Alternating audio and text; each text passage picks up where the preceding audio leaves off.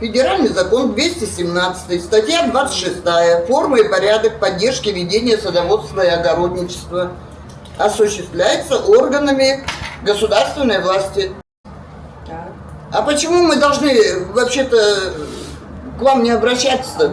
И все время нет и нет, и всем нет и нет. Загнали нас туда в 83-м году, обещали нам и водопровод, и газ обещали. Я вот лично там с 83-го года. Мы сами делали просеки, мы сами разбивали участки. Советская власть кончилась, и нас бросили на произвол судьбы. Но зато с нас требуют очень много. Сегодня прошло совещание 13, 15, 16 километра. Это по обращению садоводов. Основные вопросы для дачников – это свет, вода и дороги. За свои средства мы меняем опоры, меняем старые провода, насипы. Водопровод сейчас тоже меняем. Все только на средства наших дачников. И сегодня мы хотели уточнить вопрос о передаче электролиний Якутэнерго. И второй вопрос у нас был признать нашу дорогу, центральную дорогу, признать бесхозным, и чтобы город все-таки когда-нибудь начал работать. Пожалуйста, Вилюйский тракт, 13 километров, нужно асфальтировать. Иначе у нас это бесполезное дело, грейдирование.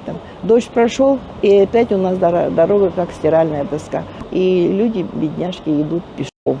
А есть еще товарищества, которые идут 3 километра. Вопрос газификации тоже пригласили, потому что там люди есть, которые круглогодично проживают. Включен был порядок газификации, СОТов именно, СОТов, СНТ.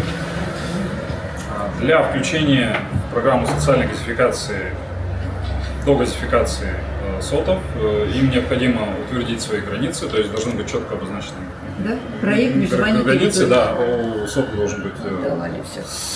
Так, это первое. И второе, внутри границ СОТа должны быть жилые дома. Для проведения газа, вот Вилюйская территория, все территории, они должны относиться к населенному пункту. И вот принято решение о том, чтобы обратиться в Якутскую городскую думу для того, чтобы Якутская городская дума помогла все-таки перевести все садовые товарищества в населенные пункты для того, чтобы инфраструктура развивалась.